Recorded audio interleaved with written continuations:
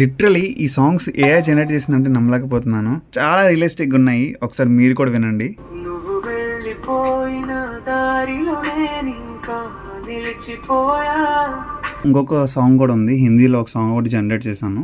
पर हर पल तुझे सोच के आंसू छुपाना चाहता.